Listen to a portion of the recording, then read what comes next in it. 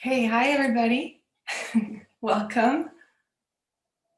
Welcome to Memory Lab Intro to Digital Concepts. This is the third webinar in a series of 8 webinars that are intended to help build and strengthen a network of memory labs in California.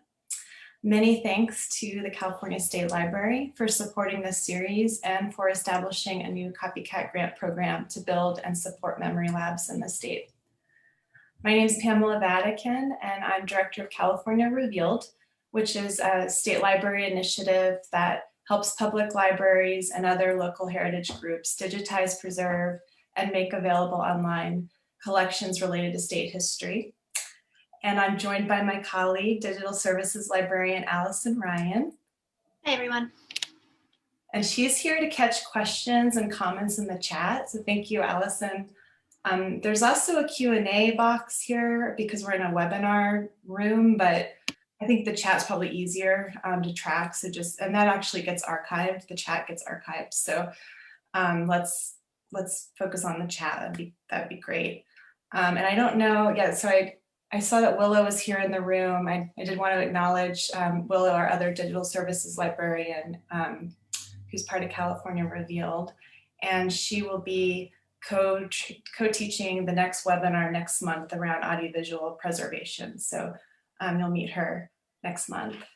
And our special guests today are Amy King and Jonathan Waltmeyer. You want to say hi? Sure. I'm Amy King, and I'm the curator of the Tulare County Museum in Visalia. And I've worked here just over 10 years. Before that, I was teaching 4th grade, so I have a background in education, which has been helpful. And I'm really glad to be here with everybody today.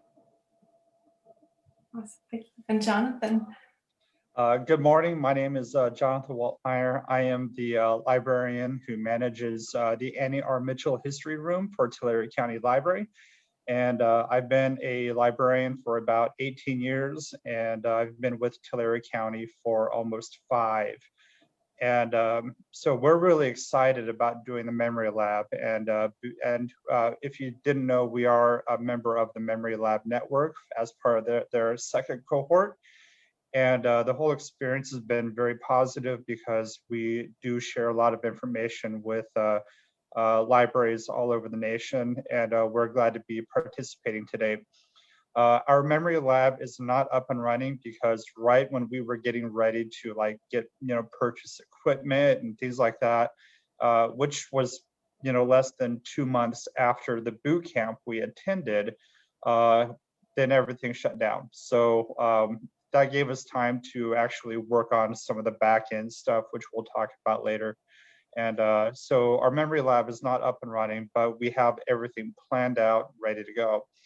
And anyways, that's it for my part. And again, welcome to everyone. Awesome. We're so glad to have you both here. And it's great that you've done so much planning and you are ready to go as soon as we all reopen. But it's great because there are a lot of folks here in the room who are in the planning stages. So it's great to hear your experience. So the first half of this webinar is going to be presentation heavy. We have about an hour and a half total, so just to give us enough time for questions in the end. But we will be talking a lot as we cover best practices for scanning and digital preservation. So at the end, we'll open it up to Q&A and discussion, and I'd like to turn on video and audio if you all are comfortable. You're totally welcome to stay muted. But I would like us to have more of a conversation if possible. So yeah, that'll be coming up at the end. Hopefully we'll have time. So I'm sorry we don't have time to go around and introduce everyone in the Zoom room, but thank you for introducing yourselves in the chat. And please feel free to keep the conversation going in the chat as well. So this is, like I said before, this is the third webinar in a series of 8 running through the course of the CopyCat grant period through the end of August. And we do hope you'll attend consecutively because the sessions do build upon each other, but really depending on where you are in the process and your interests, of course you can pop in anytime, and we're recording all of these. So you can watch them later.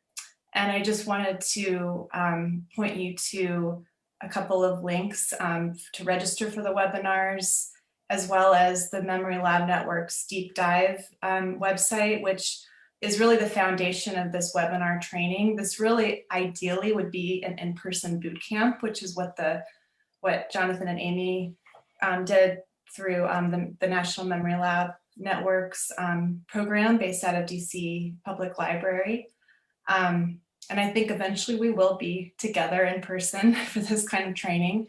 But in the meantime, this is what we have. We have a webinar series, and yeah, it's really exciting. You can see next month we'll be talking about audiovisual preservation. So today we're going to really be focusing on scanning photographs and documents.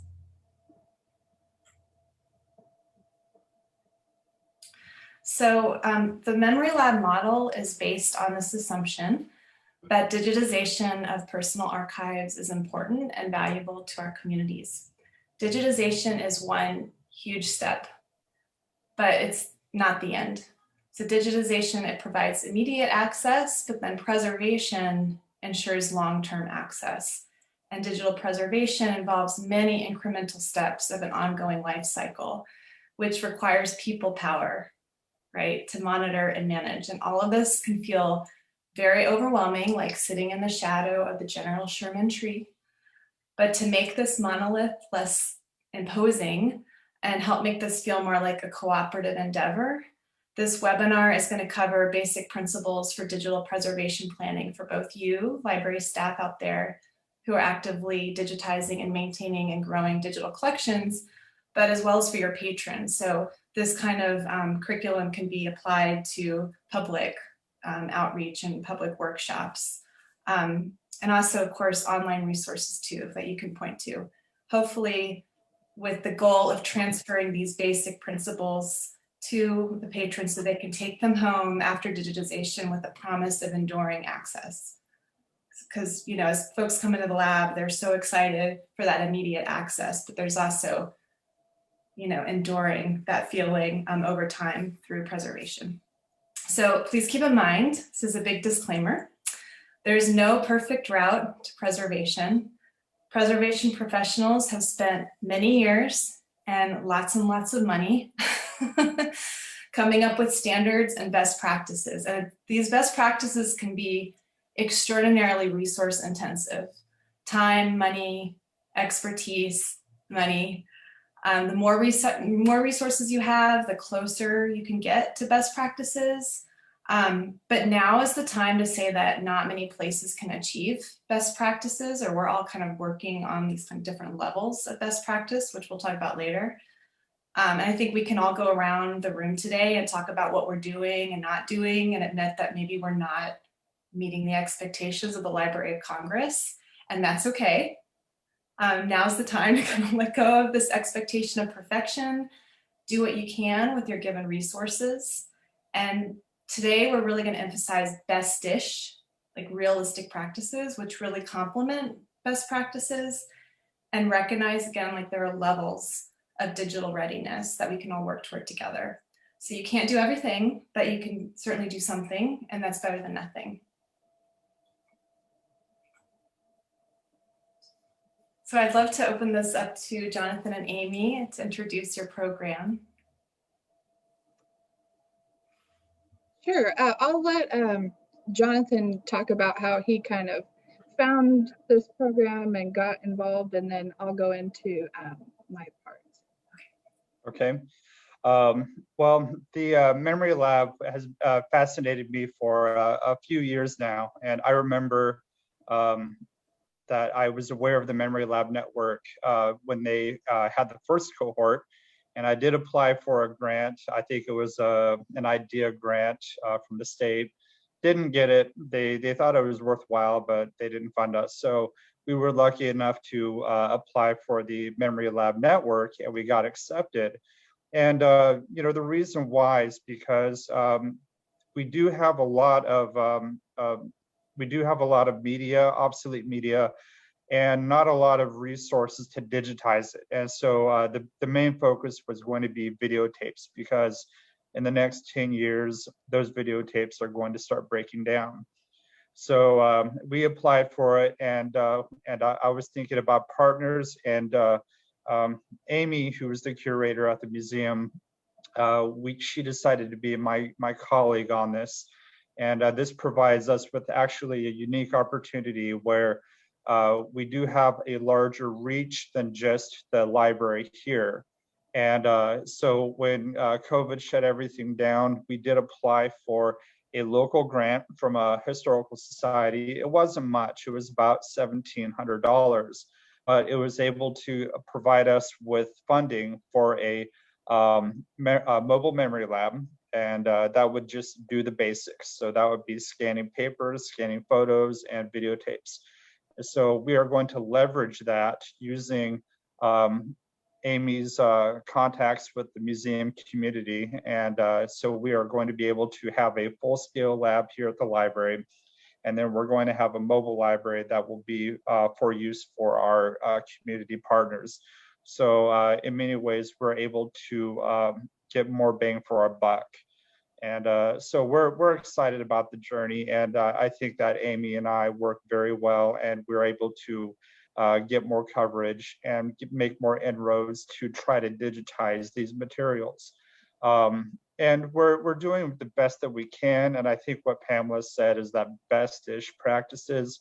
And that's what we're aiming for. We would like to go for more, and if we can, great. But for right now, I think best-ish to try to digitize as much as we can, I think, is our goal. And I'll hand it over to Amy.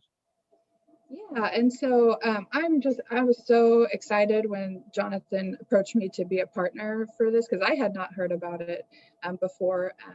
But at the museum, we do scanning, and we're trying to digitize our own documents and photos collection. So it's definitely been helpful for me. But I think my main part in this was the connections, since in 2019, I started a museum alliance for the county. And so we have 10 different museums here, which have just awesome collections. And so that's what I immediately thought of, as how they could use that for their patrons, but also their own organizations, the mobile memory lab. So we approached the group, and they were really excited about it and wanting to host the mobile memory lab. So that was something that came out of that. That was really great.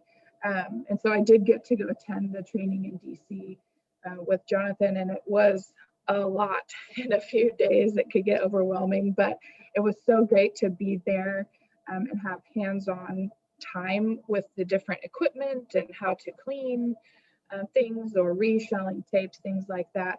And we also got to tour different organizations that already had memory labs in place. And so it was neat to see the DC Public Library, which was kind of more on the scale of what we might do. But then we also got to go to the new African American Museum there in DC, and theirs was wildly expensive. We will never have this, but it was so great to see just different formats, and that they actually would have people drop things off, and they did all the digitization. It was not a do-it-yourself, because all of that equipment is so expensive. So it was just really neat to see the range of what you could put together. And so we're hopefully going to be able to launch ours soon, once things kind of open back up, and provide hopefully some support for people that are going to be following in our footsteps. So that's kind of why we're here today. If you want to go to the next slide, Pamela.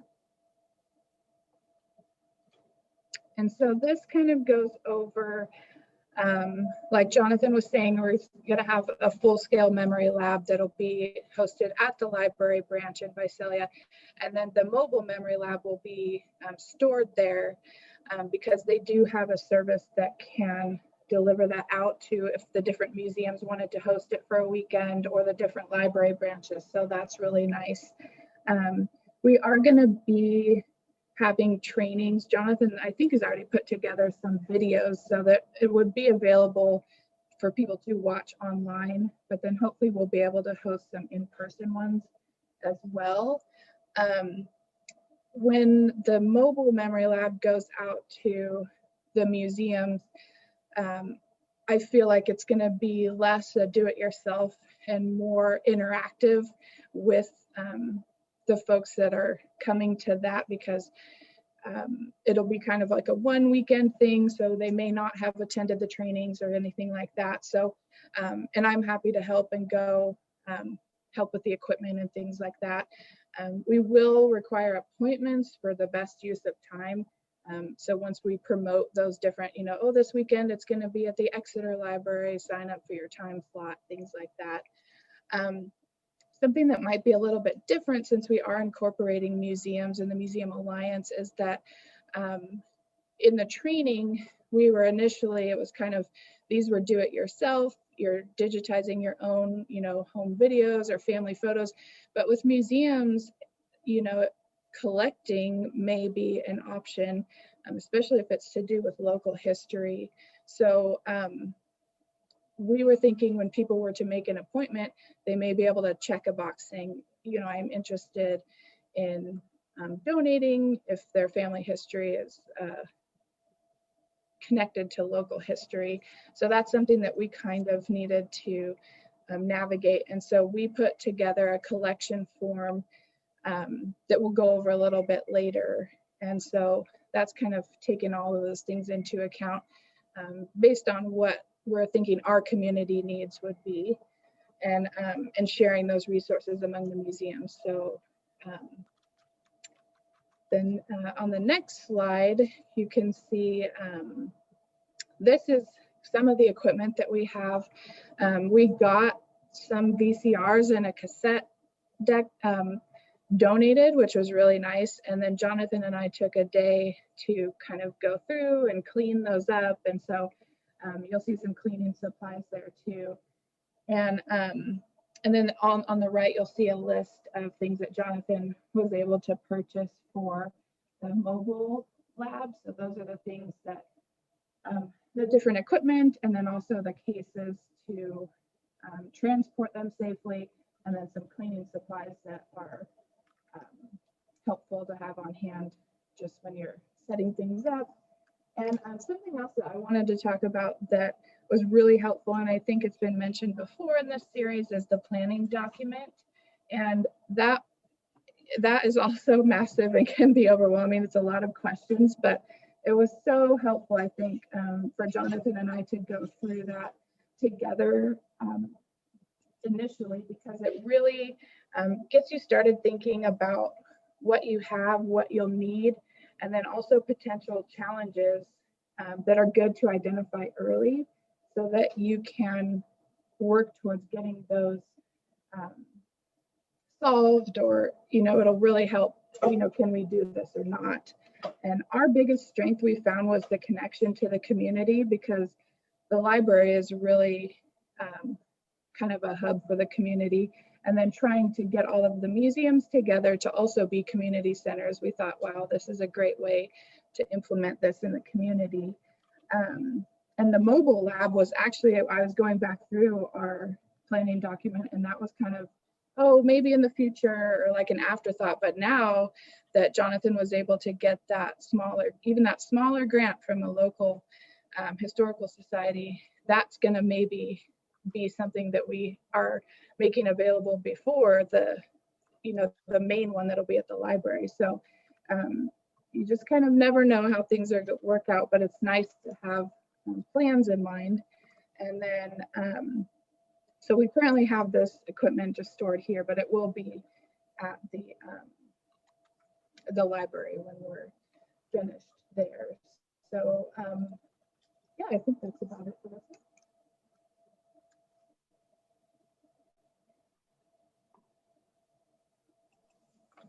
Okay, so I'll talk about our full-scale lab real briefly. So we are planning on, I'm just going to go over real quick. The photo at the top, that is actually the space that we are going to house the lab. And you really don't need a lot. You just need to have enough space for, if you want to have a scanning station for photos and then a station for digitizing videos or audio. And then a lot of the decks you can actually put into an AV rack and store them vertically. So that's our plan. That copy machine will be gone. And then actually that where that computer is in in the photo, that's going to be one of the stations. And so real quickly, we are planning on having a computer and the specs are right there. I'm actually thinking of getting a higher storage on that computer, just because if people are going to be collecting or donating their digital copies, we do need that storage. And I do have to mention that we have been a partner with California Revealed for, I want to say, 2 or 3 years now. The last year's kind of smushed everything together. I can't recall, but so we've had so our plan is actually we will collect copies if they want to donate it to us, but we also won't want to store them with California Revealed, and we'll talk about that later. The Flatbed Scanner, the Memory Lab network, they were going to buy a scanner for us, and there is going to be an Epson 12,000 XL. And looking at what we currently have, we actually have a 10,000 XL, which does the same functions. It's an older model, but it still works. So we are able to use those funds that were going to be set aside for a new scanner, and we can reassign them to buy more equipment. So one of those would be a film scanner. That would be a Wolverine. We're going to buy a Wolverine scanner. We did get a donated 3.5-inch floppy disk drive. So we are able to use that in our setup. And I know that we're going to get a lot of copies of obsolete formats, but again, that's a whole nother ball of wax. If you run into that, is how do you access it? We don't have time to go through it now, but I'll just say that there's a lot of emulation software involved. And I know that one of our our webinars for the Memory Lab, we did talk with someone who works at Yale, who is actually working on emulation to access those files. But at the least for us, if people will give us those files, we can actually store them, or they can take it home. It's up to them. It's their decision. Next slide. So these are the in-house video equipment. And so we're going to have a mix of prosumer and consumer VHS decks. The Memory Lab network, they will purchase a prosumer deck for us, but then we did get some donated VHS players. And so Amy had a photo of those decks in her slides. And they run the range from one of those like really cheap decks that the school districts will buy. We ended up with one of those getting donated to, I think there was a DVD VHS player. So, and so we're going to be having probably the prosumer here in the full scale lab, and then we could use one of the other ones in the mobile lab. Because we're able to repurpose our scanner and use that money, we're going to buy a DV cam deck. And I think the Memory Lab network will provide us with a monitor. Definitely it'll be CRT, cathode ray tube. And you need that just because you'll need it to test the signal, and also you'll need it to, if you try to run the signal to a current TV, it just will not read it. So you need a CRT TV. Time-based corrector, and that's for tracking, analog to digital converter, and power conditioner. And so those are the items that we're looking at now. Audio equipment. This one is we're skimping a little bit on this because we're able to use those funds for to buy an audio cassette deck. And it's actually going to be a Tascam CD player, and then we're going to have Audacity. And you need Audacity when you are going to, you probably use a lot Audacity already if you do oral histories. It's a great program. So that's it for the audio equipment. And I do have to mention that because we don't have the equipment and it's not set up, these photos are actually from LA Public Library. And they have a lot more equipment than we do because they got a very generous donation. So they're actually, they have the capability to digitize U-matic tapes, reel-to-reel, things like that. So we're doing the best that we can to kind of make those funds go as far as they can. Next slide. So this is an outline of the different kind of steps we're going to walk you through today. These are fundamentals based on the Memory Lab Network's outline. These concepts come from Siobhan Hagan, who manages the National Memory Lab Network. I did add a couple of things actually at the beginning and the end, starting with identification, selection, and organization. And then followed by, at the very end, access. I just wanted to kind of have this full kind of ecosystem, even before digitizing, and then after digitizing, there are steps involved. But really, these concepts, they exist in all digitization workflows, whether you're digitizing a still photograph, VHS tape, audio tape, including, from identification to analog to digital signal conversion, establishing your standards, calibrating the equipment. You have to consider standards for file naming and embedding metadata, doing quality control on the new files, checking the files, digital preservation, which, as we've mentioned already, is a huge step and ongoing, but definitely something you need to plan for. And then access, of course. And I added access at the end.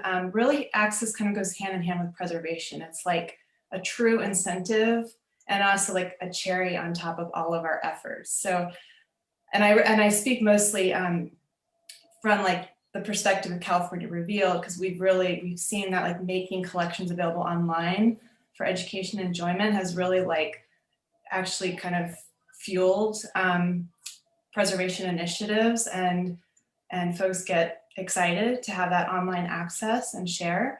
So part of this Memory Lab training and considerations is we would really love, and for you all to consider sharing Memory Lab files with California Reveal, making them available on your site and through our program if the patron's willing to share their family collections or personal archives. It would just be wonderful. So we're going to touch on these principles today as we review scanning basics for paper-based materials, with Jonathan and Amy sharing their specific Memory Lab plans, kind of like a case study that you can use as a point of inspiration that'll move you forward with your own plans. So this is an important step really to think about before you start jumping into digitization. It's really important to identify what you have before digitizing. As you know, time and resources are limited. We can't save everything. So triage and prioritization is necessary, not just for library collections, but also for personal archives too. So this is a principle that you can, again, translate to your patrons so that they can take it home and think about their own collections and what they want to save and digitize. So I did want to emphasize just the power of a basic inventory. Just start with the basics. If you don't know what you have, use a basic spreadsheet. It doesn't have to be a fancy database by any means. Excel or Google Sheets work just fine.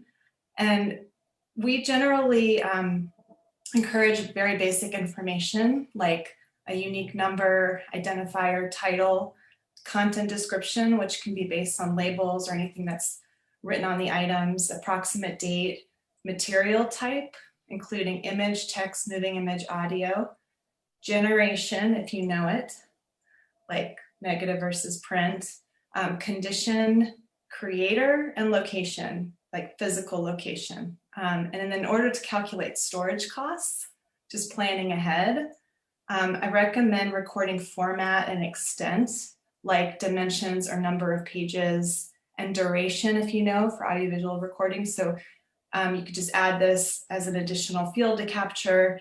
Condition notes will be helpful anticipating special handling which could take extra time. And last but not least, assess value as you're inventorying.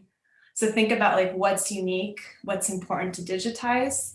So for instance, when you're looking at a group of photographs, do you have duplicates? Are there negatives and prints? Start to sort that out. If you have a bunch of VHS tapes, are they original home movies or are they TV shows you recorded off the television? Like really start to prioritize.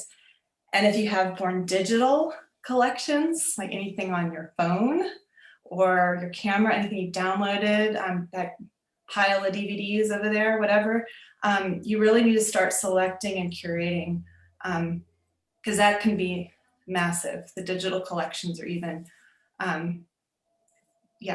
just a big pile, right? And accumulating as we speak. And really think about, even deleting now, like think about duplicates. Of course, err on the side of keeping. If in doubt, don't throw it out. But you really do have to be like very proactive about triage, more so I think with the digital stuff. And I would encourage you all to print out your inventory and physically store it with a collection.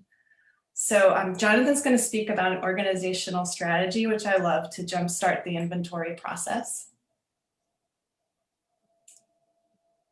All right, thank you, Pamela. So I am going to be talking about clumping. And so it sounds kind of strange, but this is a concept that we were introduced to at our boot camp.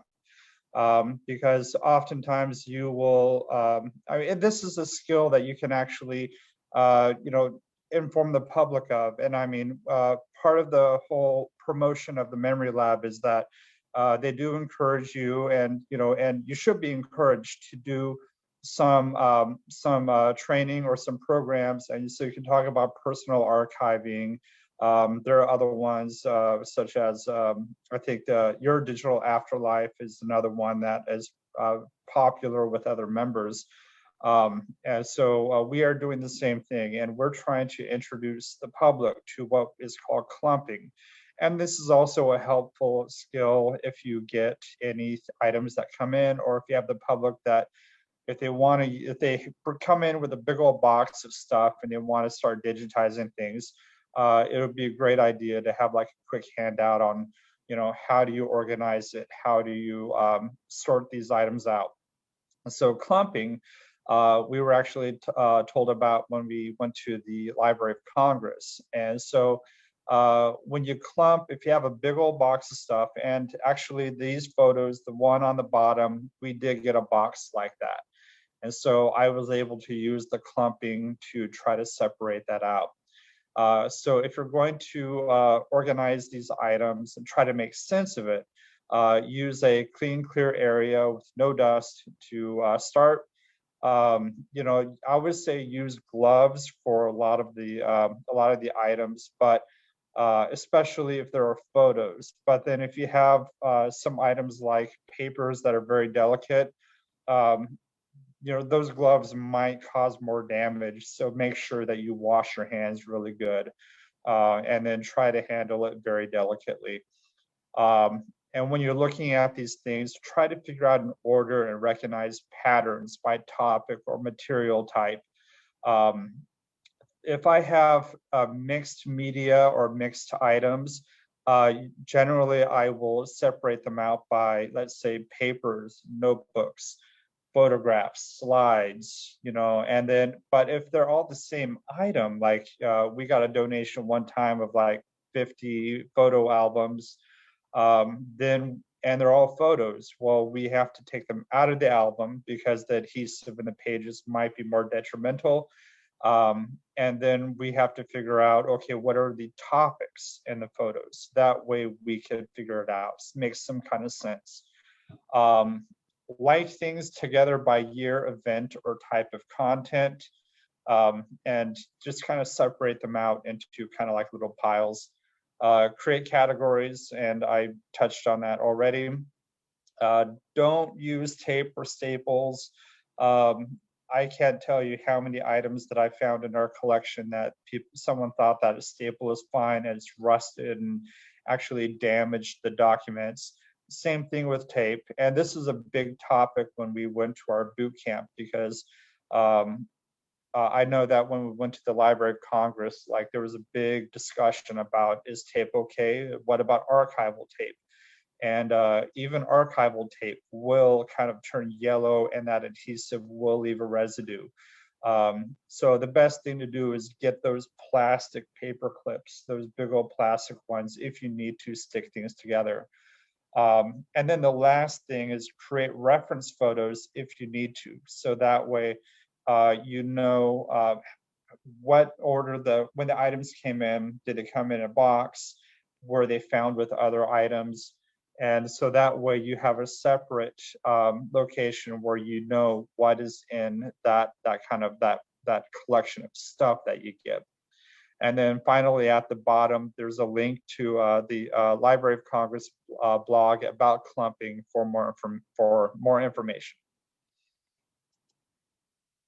That's great. Thank you, Jonathan. And I am curious, in your experience, would you say that clumping is better to do before you start your inventory or after? Like where, because I could see it going either way.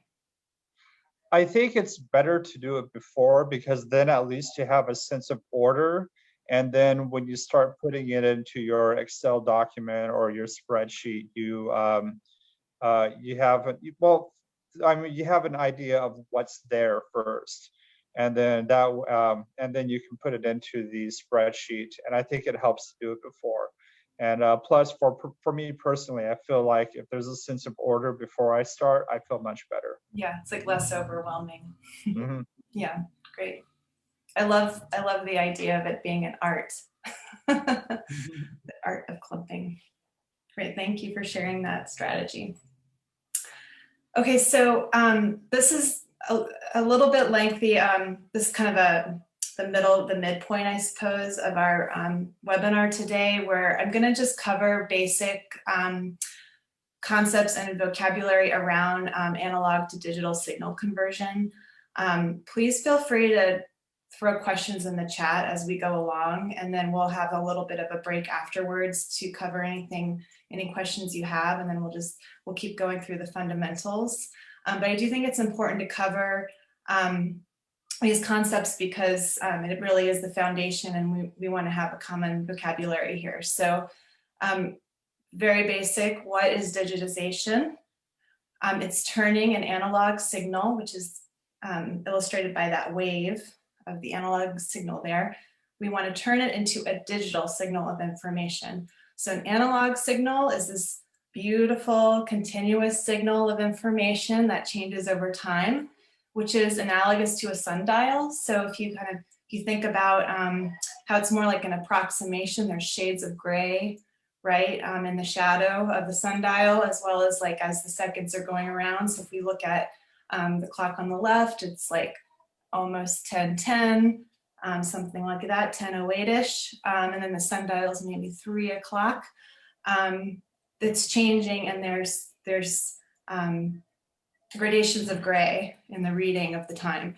Then we look at the digital signal, which is consistent, it's discrete. The values are binary digits, which are bits. Bits is like the basic unit of information, right, in a digital signal. So there's only one of two values, either 0 or 1, off or on.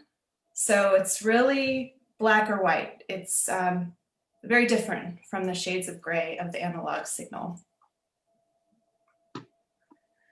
So as you can see, the digital signal looks nothing like an analog signal, very different. So this is tricky, right? The goal of converting an analog signal to a digital signal, and this is, it's tricky because you want to maintain an accurate representation of the original information, ideally uncompressed, but obviously it's not the same. So this is when determining your standards come in, and figuring out what are your best practices to maintain the original quality of the original source. And you can use a camera or flatbed scanner. So I'm going to switch, move over to this, because we are really framing this webinar around like scanning documents and paper-based materials. So in this case, so Tulare County has a flatbed scanner, a few, sounds like, which is great, ready to go. You can also use a camera on a stand, which some people do. LAPL talked about that last week. They have a camera stand as well. Some variables that can complicate, this goal of accurately capturing the original is considering physical condition. And then also considering like the quality of the equipment, your space where you're capturing the materials. There are variables in this process. So just wanted to acknowledge that. But this is when best practices come in, right? It's when you try to control these variables as much as you can. Okay, what is a digital file? I'm sure all of you probably know this, but just as common understanding, think of a digital file as a physical folder. So we're storing information, storing those bits that's read then by computer software and hardware. So there is interaction there between software and hardware to read these files. And what is a digital file format? So there's different standards for storing that information. So in this example, we have different kinds of file formats for images. We have the uncompressed TIFF, we have access versions, JPEGs and PNGs, PNGs, which you all have probably seen. So these are all different standards of how you store this information. And of course, there's compression involved here, right? So what's compression? This is the process of modifying, encoding, or converting the bit structure of that data so that it consumes less space.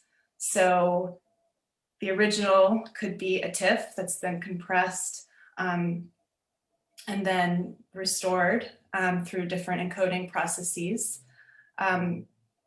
There are two different types. There's lossless compression and lossy compression. So there are compression codecs, which we'll talk about in a second, that encode the file, the original TIFF, for example, and then we'll compress it and then uncompress it back to this beautiful TIFF. That's lossless.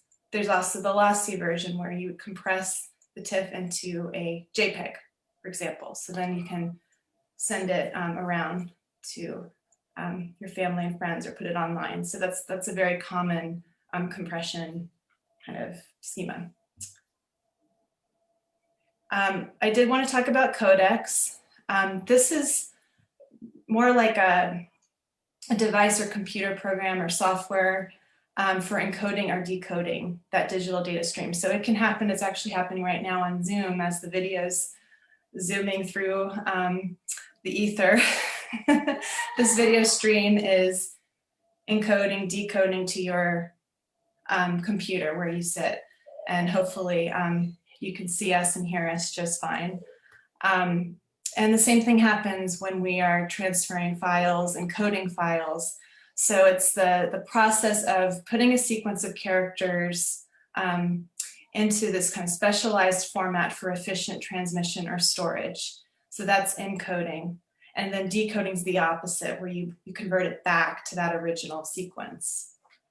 And these are some good examples where basically it's the Codex like translating the language or information from one form of coded representation to another. So like, for instance, this little icon of the traffic cone is like the VLC video player, which is like well, it's open source, so it can read all sorts of different file formats. It's a wonderful thing. You can throw a file in there and it'll play it, hopefully. Whereas like Windows Media, their codec really only reads two different kinds of video files.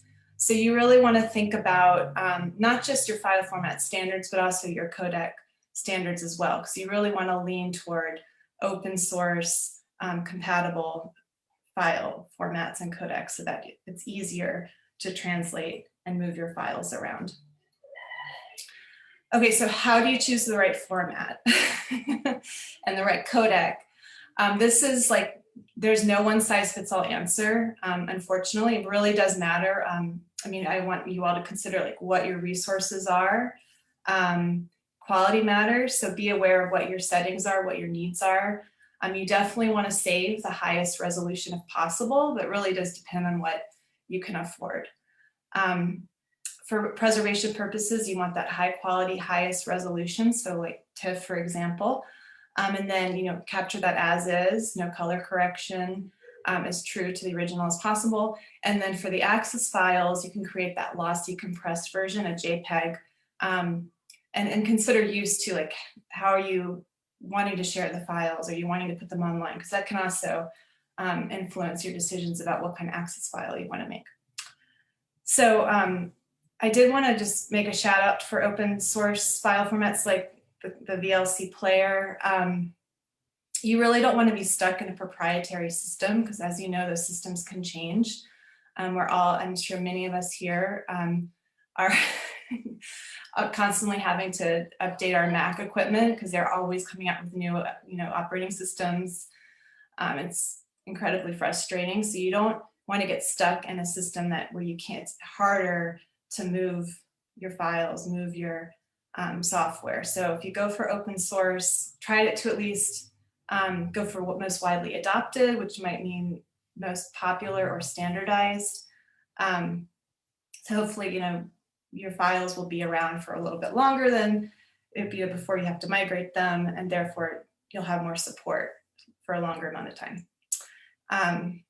So I definitely, just keep this in mind that, of course, this is like a constant consideration. Like even once you set the standard, it's like, okay, well then what's the next standard? So it's to be continued. But for now, where we are is just these recommendations are kind of the most common. And again, open source. It's a little bit trickier for video. The jury's still out for the preservation master, but it really is about like what you can handle, because video files, for example, can get incredibly huge and large. But this is kind of just a breakdown based on media type and what California Reveal tends to do. And then Jonathan in a bit is going to talk about what they do in Tulare County. Okay, so again, trying to touch a little bit on standards for resolution for scanning. This is, again, just to have a common understanding that the optical resolution of a scanner is the actual resolution that a scanner can capture. And you really want to be sure that this is true, because manufacturers can claim that they might scan incredibly high, but it really does depend on the dots per inch, which is a measure of the resolution and detail of the scanners, DPI. And it's the frequency of pixels used to capture sample tones in the space of the object being digitized. So in this example, within this tiny space, the scanner is either capturing 10 dots per inch or 20 dots per inch. And you can see how much more information can be captured just doubling the dots per inch DPI.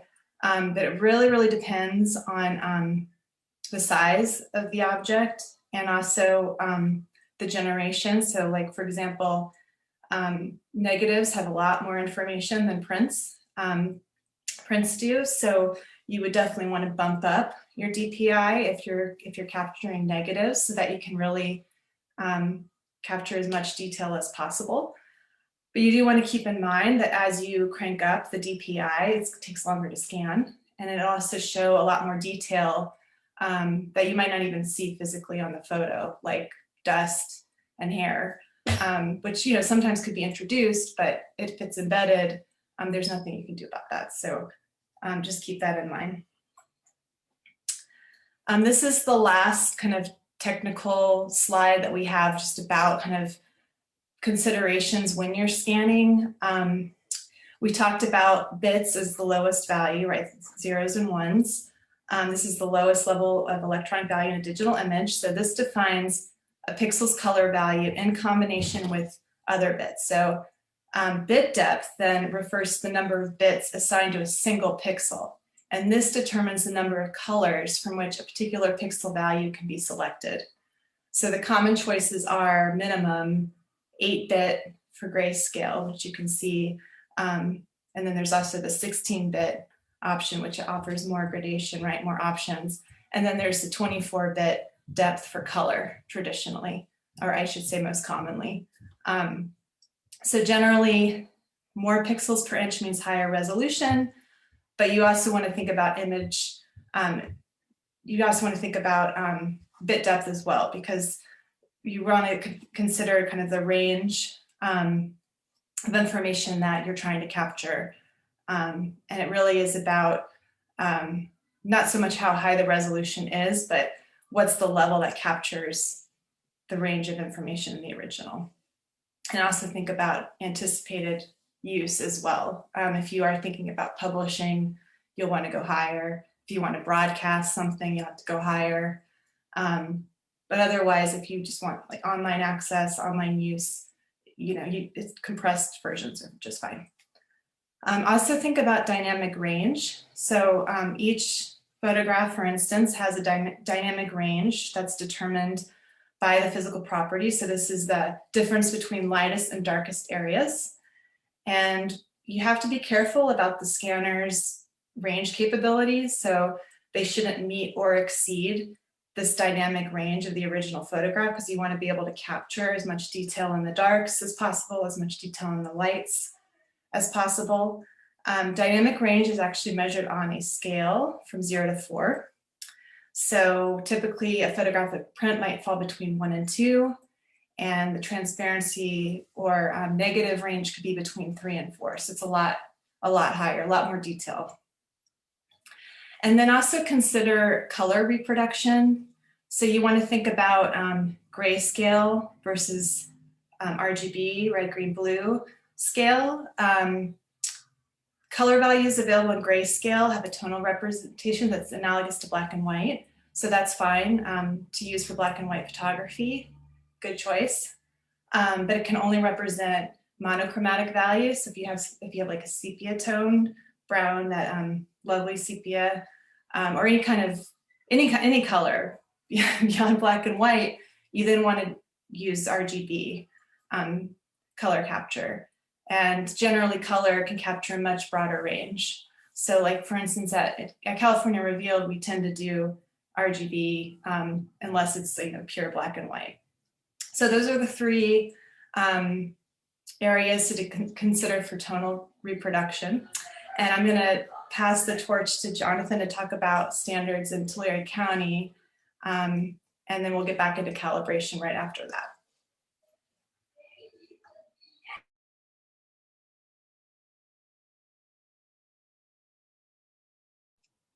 I should unmute myself. Sorry about that. Thank you, Pamela. Just wanted to stop real quick, and if anyone has any questions we want to talk about, or if not, we could wait until the end. Okay, well, I'm going to go ahead and get started. If any questions pop up, we can just stop and answer them. I'm going to be talking about what are our standards for Tulare County. And so for our memory lab, we are going to be doing, we have the Epson 10,000 XL for the full scale lab. And for the mobile lab, we have the Epson V600. And so for papers and photos, we use a 24-bit photo. Some of our papers in our collection, they're not strictly black and white. Sometimes they're on that kind of opaque, paper that it tends to kind of start disappearing or whatever. So we tend to use the color just so that we can capture it how it is in the original copy. So for papers, we do at least 300 DPI. For photos, we use at least 600 minimum, 1200 maximum. And that's kind of what a lot of archives are doing now. And so we're trying to follow that trend. I did have a unique situation where when I started this job, I had a large legacy collection of digital photos. And some of them, they were scanned at 300 DPI. But the problem is that they were from they're not in our collection, our physical collection. They were part of a grant program where people will bring in, they'd scan the photos. And so we are not able to, we don't have access to those photos. So we are trying to plan for the future where any photos that we scan now are at a high enough resolution where they will keep the appearance of the original as long as possible. We don't want to try to get too high with the pixel density, because then it can get a little bit nuts. I think our scanner can do like 12,000 DPI or something. So we don't want it to go that high. And then and again, the higher the pixel density, the longer the scan takes. So generally, if I do a large photo and I do 600 DPI, it'll take maybe 10 minutes.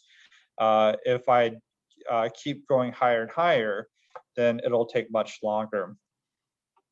So definitely plan on time too. So if you have someone that comes in and they say, I have got 50 papers and or 50 photos and I want to scan them, you're going to have to try to do some mental math to figure out how long that will take. Luckily, a lot of these scanners, especially like the Epson flatbed scanners, they will recognize multiple photos if you enable it. And then in regard to saving them, for papers, we save them as PDF, and I know it's a proprietary format, but we do PDF just because it scales well. And then for photos, we save ideally as TIFF and JPEG. And oftentimes when I talk to our patrons about formats, they know JPEG, they have no idea about TIFF. And so I do have to explain, have both, because the JPEG is lossy and the TIFF is lossless. Yeah, and speaking to you mentioned, I don't know if those were like Shades of California photos. Was that the program? Yeah, I adore that program so much, because we've seen a lot of those files come through California Revealed, and we're just kind of stuck with the resolution as it was then. That was maybe the standard then, which is it illustrates how important it is to keep those TIFFs, because you can always generate a different quality or higher quality JPEG as needed later, but you really want to keep that uncompressed version. Yeah, I've seen a lot of JPEGs, and that's all we have, which is, it's better than nothing, but it is a loss. Thank you, Jonathan. So this is a step of the digitization principles that we don't want to overlook. Digitization fundamental. It is important to calibrate your equipment before you start scanning. It's a quality assurance step, QA step. It's the process of matching characteristics or behavior of a device to a set standard to capture this full range of tones and colors of the original source, and hopefully minimize errors. You want it to be you want the scan to be as true as possible to the original. So you can use sheets, targets. You can also use software to calibrate, determine that the proper resolution, make sure you're capturing that full range of tones that you want. This is an important step, and you can do it on an individual or batch level. This is true for AV as well, using the color bars and tone that you all probably have seen. So yeah, I am grateful that this step is mentioned in this digitization fundamentals. So it's easy maybe to think about or overlook, because you think maybe the equipment's set up already to just plug in and go, but you really do want to make sure that it's calibrated and set to a particular standard, again, to minimize those variables. As far as file naming and metadata goes, we're kind of getting into, as we're scanning, right, we're hopefully naming the files consistently with a unique identifier, ideally, and organizing the files neatly into folders. And I did want to mention metadata as a key part of the process. And Jonathan and Amy are going to talk about how they capture their metadata at the point of intake, and then how this then turns into information about the files. This is an example from Tulare County Library of an album, a high school, I guess it's like a collection of portraits. And I love this in many ways. I mean, it's a portrait of the class in 1918 in Lindsay, at Lindsay High School. But I love how there's metadata on the object itself. Like there's description there, which is very helpful. LHS and class of 1918, which dates it nicely for us. So in this case, this is an item that a digital object that came through California Revealed, and we were able to, I think Jonathan supplied this description for us, and we were able to then use that description, extract additional information about the files and wrap it all into this XML. So I have a little screenshot of the actual digital object with all the pieces, which include this TIFF, the JPEG version. We have MD5s, which is a little checksum, a digital thumbprint of the file. And then we have the XML metadata that describes the object. So if someone were to go into this folder, they could open up that XML, which is just like a text-only file, very easy to open source file format, and you would be able to see all the information about that object.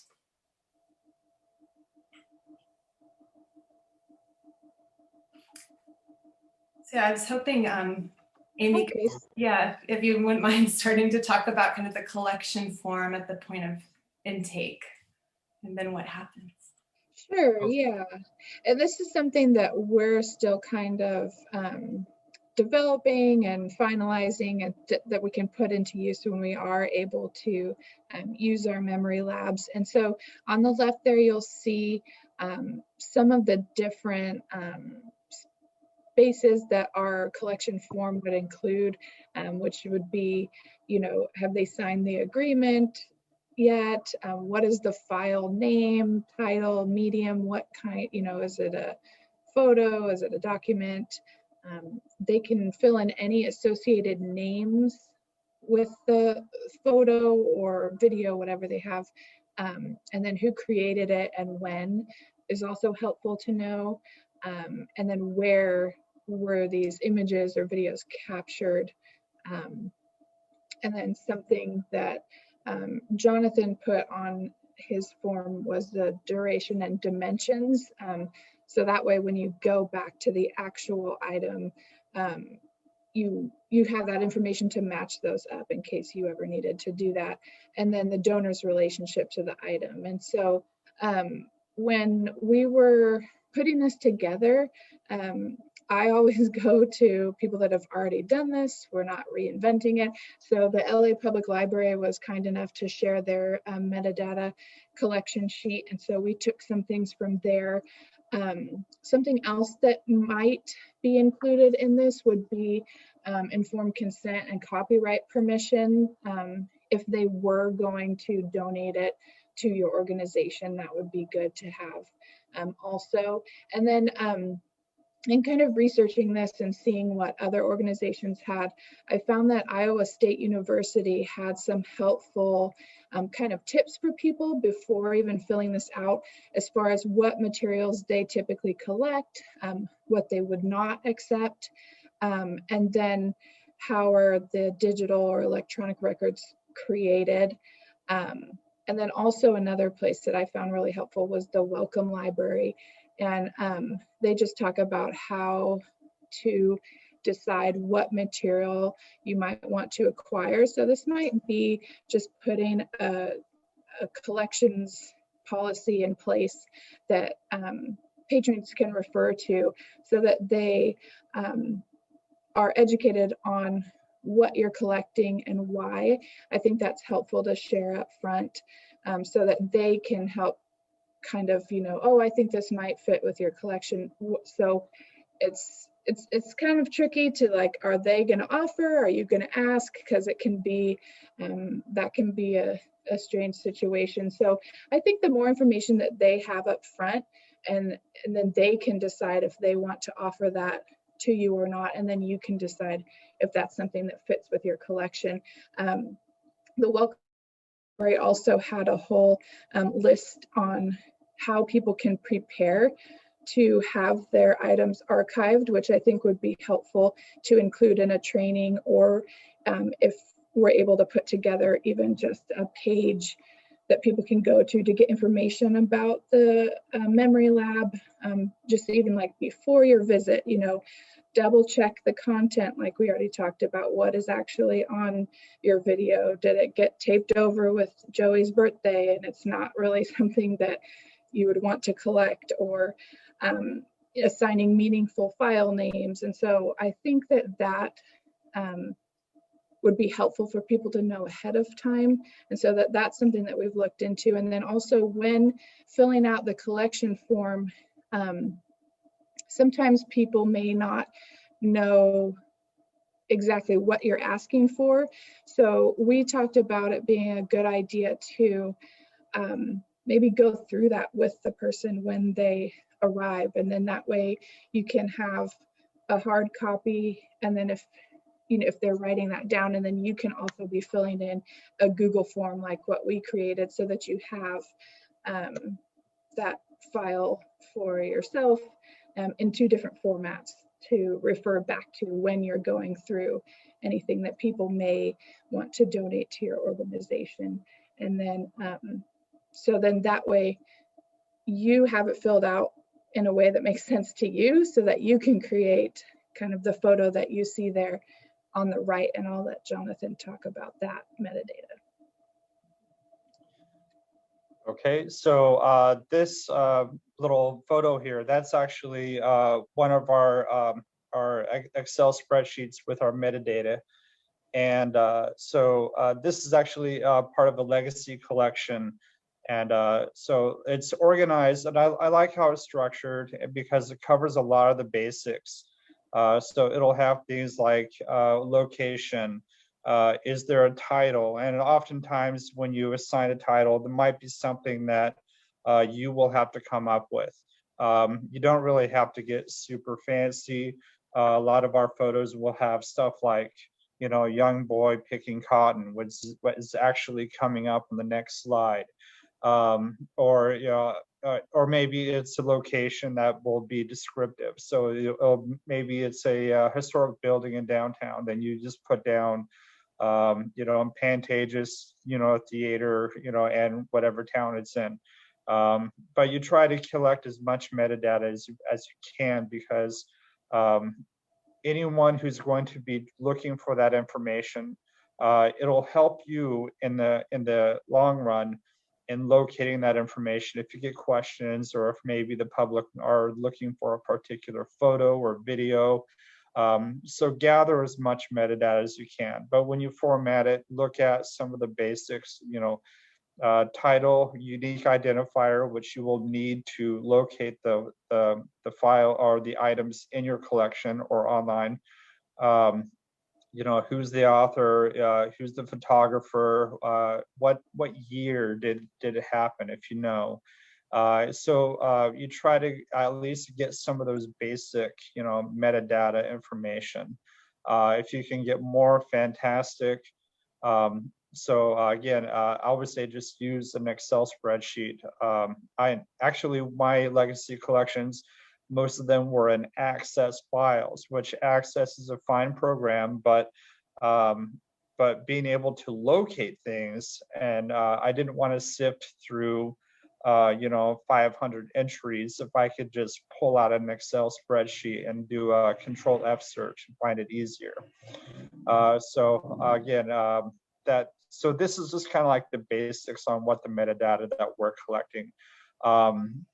And I would say, just to kind of add in, a lot of our legacy collections, if they were given to us or donated to us, we do have those donation forms saying that we now have ownership. But if, for the community events and things like that, we have forms for that too. So just make sure that the donor is aware that you are donating copies to the library and or California Revealed if you're a partner with them. And so that way they are aware of exactly, the relationship of the items. And lastly, I do want to mention our form is actually is taken longer because we have to get it approved by our county council. So anything that, if you have a form that's collecting metadata from the public, make sure you have your legal department or county council or your legal or your local lawyer that you use, that they take a look at it. I did want to point out this, the guidelines linked here for embedding metadata. So when you are making, when you are creating your files in your lab, you do have a little bit of power to embed some of this information in the file, which can then be read later. So this is a great standard to consult when you're setting up your own lab and what you'd like to attach to the object embedded.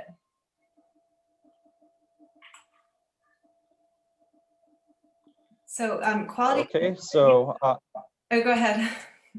Go ahead, Pamela. I was just gonna say, I mean, we're running a little bit short on time, but I didn't want to like overlook this. This is another part of our like digitization fundamentals of QC where, and these are actually steps that we do as well at California Revealed. But when you are kind of going through your files, you want to be sure the file format, the technical specifications are what you expect. You want to be sure that the files are organized and accordingly into those their own folders. So each folder could represent the object with all the pieces inside. We've talked about file naming, using consistent file names, ideally unique identifiers. Double checking the metadata, running those checksums. We do have free tools available to create those checksums and run them. Double checking the image quality. Is there anything missing from the compared to the original? And these are wonderful tips from Jonathan too about crowdsourcing. So do you want to speak to that? Oh yeah. We're a pretty small library system. I mean, we have about, I think, 18 branches, and so we run lean quite a bit. And I actually rely on a lot of volunteers to assist me to check metadata. And so when we're collecting or trying to produce metadata for items, I have to give them training and tell them this is what I'm looking for, and I give them examples. So if you're going to create a title for this scan of a slide from 1954, what is going on, so I try to collect metadata for that. But also what I've encountered is that since we are close to the public, at least the local history room, I do have a volunteer who actually really likes local history. And so he is actually checking metadata on our digital collections online. So he's able to look at it and go, okay, well, this is, this photo that you found in the collection 20 years ago and scanned it, that's the wrong building. So he's actually working on that right now. It's a great help. The other one is crowdsourcing. I've encountered this a couple of times just from our digital collections on California Revealed and the Internet Archive. And they're both from train fans, believe it or not. They looked at the train and says, that's the wrong car, that's the wrong year, and they'll email us. And so we are able to change the metadata for our online copies, so for our online access copies. And so that's another method that you could use to try to collect the correct metadata. It's wonderful. Yeah, and I think it also illustrates just how you don't have to have perfect metadata at the point of digitization or have this perfect collection form with all the information. I mean, glean what you can from the patron and have those conversations, which are wonderful. But then there's also this other afterlife, right, of the file. Once it's available, you can just describe to your heart's content, and yeah, I love the idea of outsourcing that step, because QC, it's a lot of work, and it just, someone has to do it. So yeah, thank you. So again, digital preservation, this is ongoing, and really it's about sustaining access. And this could really be its own webinar, just alone. And there are so many resources available, which we'll send links out after this, pointing you to different resources, guidelines. But I just wanted to encapsulate in a couple of slides, like best practices that organizations can do, patrons can do at home, and then Jonathan's going to speak to what they're doing in Tulare County. So very, very quickly, you do want to consider your storage media and your different options. We have hard drives, right, thumb drives, there's servers if you're so lucky, and then of course the cloud. And the cloud is becoming more affordable. It is a viable option. And in general, just clearly, kind of getting back to the physical, clearly label and organize your hard drives, and then consult your IT department if you have that option. Give them a heads up, even as you're planning the memory lab, that there are implications here for storing files, especially if you're intending to collect, copies of the files for your local history collection. Basic principle of backup, 3-2-1. Ideally, again, there are different levels here. The ideal is to have 3 copies. So 2 copies stored locally on ideally 2 different types of media. So you could do hard drives, you could do the cloud, you could have two hard drives as well if you want, that's fine. Anything's better than nothing, as we've talked about. And then the one is one offsite, ideally in a totally different geographic location, given all the natural disasters that we're prone to here in California. That's particularly important, is to try to get a copy out of state, and that the cloud would serve that purpose. So 3-2-1, very easy to remember. And you want to check the files annually, so you can run those checksums using Fixity, which is a free tool. You have this text file, ideally with the files, the hard drive, like that XML, for instance. So you can just look it up. What are the files? Explains the files, and then if you have that inventory, like a spreadsheet, like Jonathan showed, stored with the files, that would be ideal. And remember to just annually turn on those drives, try to open things. That if something doesn't open, that's a good clue that your file's endangered, if not obsolete. So definitely test opening files. And of course, consider migration, because file formats are going to change. So Jonathan's going to speak to what they're doing in Tulare County. Okay, thank you. So just real quick, what we're doing here, and a lot of this, like I mentioned at the beginning, I'm a librarian, and then I started learning about the local history and archives when they hired me here. And we are currently using the 3-2-1 method. And so we have 3 hard drives. Actually, I think we have 4, because I actually got an additional one that I take with me when I go telecommuting if I need to work on stuff. But we do have 3, 2 of them we keep on site, and then 1 we keep at a branch that's about 20 miles away. We chose that location because it's the only one of our branch that is secure enough to hold that backup. We do have a number of digital copies that are hosted by California Revealed and the Internet Archive. And this is more of a recent development, because we used to have a website that had all of our photos, but then a catastrophe happened. Essentially, we weren't able to update it. And so we had to create a new website, but all of that information we had to abandon. Luckily, we did have the original digital copies and all the metadata. And so looking for options for online access, we went with California Revealed. And they also have their copies of our photos on Internet Archive.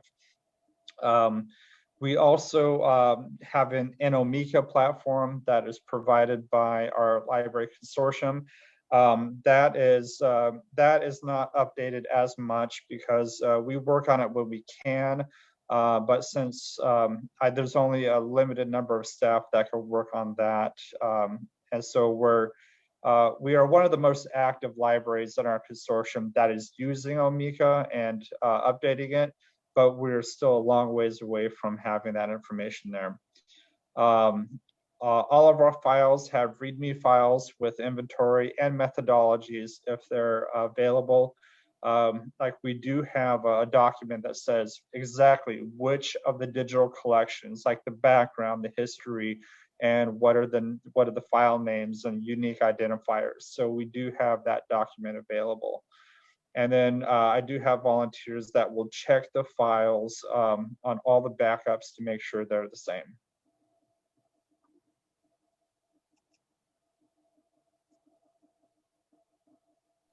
So I did want to just acknowledge that a couple of resources available, a couple of tools to gauge where you are with your preservation planning and where you can go.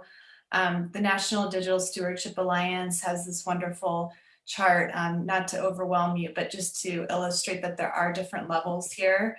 You have to start somewhere. Level 1 is a fine place to start with the goal of reaching level 4. And you can see that they kind of cover these different areas: storage, integrity, control, metadata, and content. So these are just different areas to consider. And then another resource that just came out recently from Wisconsin, Recollection Wisconsin is another statewide program similar to California Revealed. And they got this wonderful NHPRC grant to come up with this other kind of way of gauging where you are with your digital preservation plan. And it actually covers considerations even before you start digitizing. So I just wanted to give a shout out to these two different, not really standards, but just guidelines for you as you start to plan your digitization program. So I know this is kind of stating the obvious to keep your originals, but I did want to just say this because it is incredibly important. And I would love, Amy, if you wouldn't mind speaking to what you all are doing in this regard. Sure, yeah. Yeah, the first step is definitely important, where you're storing it so that the life of the, photos or documents is longer. And then through the museum, we have put our archives in acid-free folders or sleeves for the photos, and we use Gaylord Archival. They've got a wide range of items that you can use for that, different sizes, things like that. So that's what we use. And all of the storage is labeled and then also documented, which is helpful because then you can find it easily, and then they're grouped accordingly. And so that's really helpful to have. And then just making sure that you have the hard copy printed out with the items. And so we have that there. And then we also have on the computer, so you can easily and quickly search that. And then there's a couple of different links here that you can go to for guidelines on how to keep your originals. And it's just as important because just like Jonathan was saying, if you scan things and maybe it wasn't a high enough resolution, but since you keep your originals and if they're preserved nicely, you can always rescan them at a higher resolution if you would need to. So and then that's just having another copy of, you have the original and all your copies. So it's just a little bit safer to do it that way, and important to keep those originals if you can. Yes, and I added a link to DC Public Library's LibGuide as one example of how they communicate this very important principle to patrons. Like, please don't throw out your originals after digitization, please, please, please. And I'm sure there are other guidelines out there if others have their favorites, like please throw them in the chat, because yeah, this is a very important principle for people to understand, that you need to hold on to their precious originals. So access, again, this is kind of like maybe like the cherry on top, but it really is something to think about as part of your planning, digitization planning. Think about where the files are going. Are they staying with the families, or can they be shared? And this is just an example of Tulare County Library's collection page at California Revealed, just only as one example of access. But really, there are all sorts of different points of access, different types of potential use. And thinking about that early can also help you determine your file formats, as I explained earlier. And of course, a nice perk of access, digital access, is that you then are protecting the original, right? So you're able to access those digital copies, and ideally, patrons, if they're online, can view them online. Just that it's wonderful to kind of set up this ecosystem of use and reuse and revisiting the collections. And I'd love for Tulare County to talk about your program and what you all have in mind for your memory lab. Well, for just to kind of add on to the access, we do have files on site, and so people can email us and we could assist them there. But having the digital files online has actually helped us out a lot. It protects the originals, and plus the public can look at it any time of day, so they don't have to worry about, oh, I have to go in when the local history room's open. Currently we are planning on our digital collections on working with our local school districts and museums to try to supplement their curriculum and projects. We look at this as being able to make inroads into the community, make them aware of what we're doing, and also we're able to use our digital files to support what they're doing for education. And I know that also we are looking at using the anything that we collect or that's donated for programs. And I know one of the big ones that we keep hearing about is home movie days. And so that would be a great way for the public to interact with us.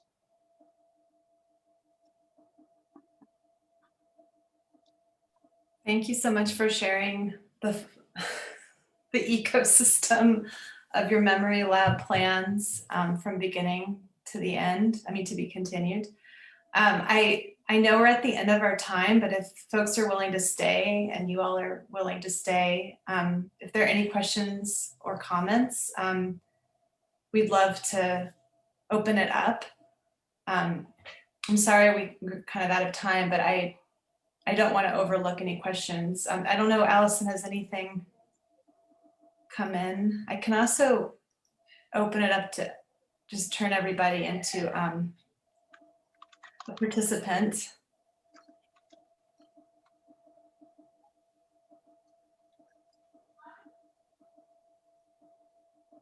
And I mean, feel free to say hi, and hello. Hi, it's really nice to see people, so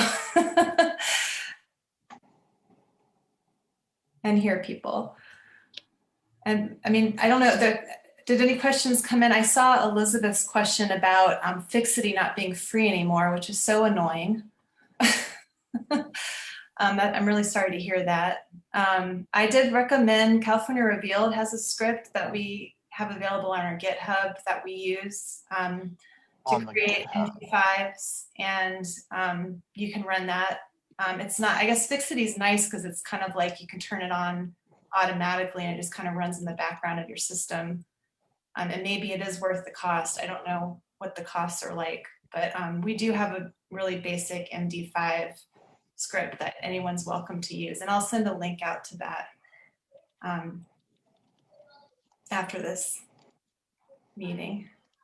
Are there any other questions or comments?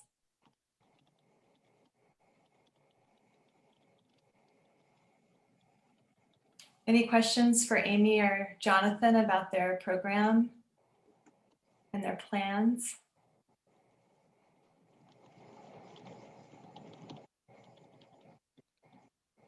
I'm slowly letting people in. It's a little bit slow Zoom in here, but please don't be shy, and thank you for hanging in there.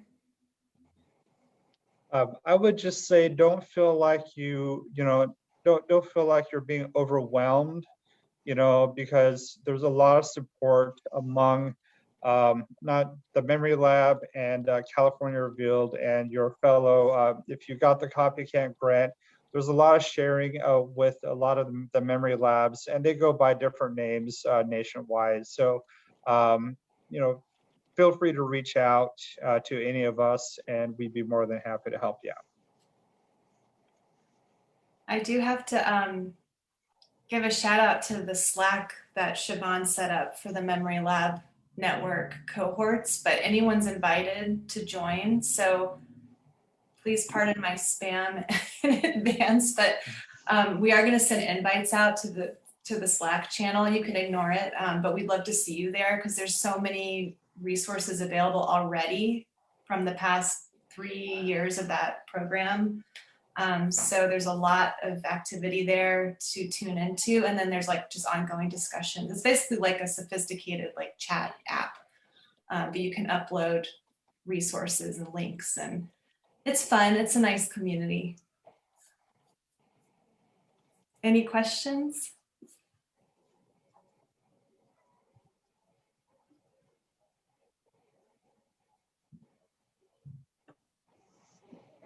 Yes, this is being recorded for later. So yeah, if you have to run, that's fine. And we'll send a link out.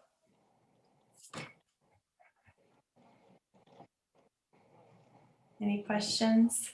This is our contact information.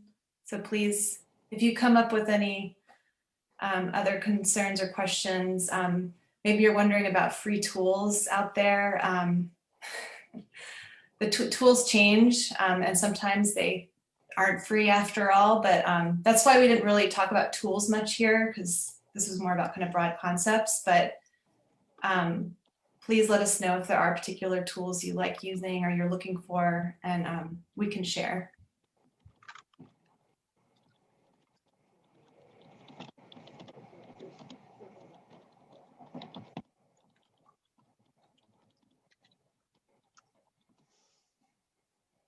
Any questions while we're here? Is everyone's eyes glazed? TMI. No? I'm busy taking notes, sorry.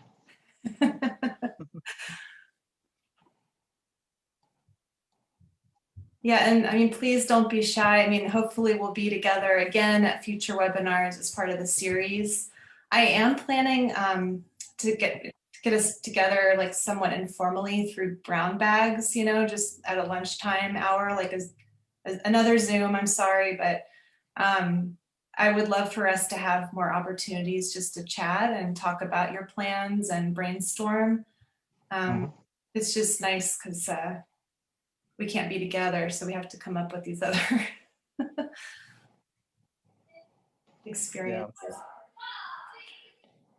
I'd say the camaraderie is very, it's actually very helpful, even if you just meet informally. Because I know when we had the boot camp that we were able to make a lot of connections outside of the trainings, which were very intense. So, even having like a brown bag appointment, I think would be beneficial to everyone. Well, thank you, Jonathan and Amy, for being, part of this training and transferring all that you learned at the boot camp to this new group of folks. And yeah, and I see Barry's here from Karuk Tribal Library. Hi, Barry.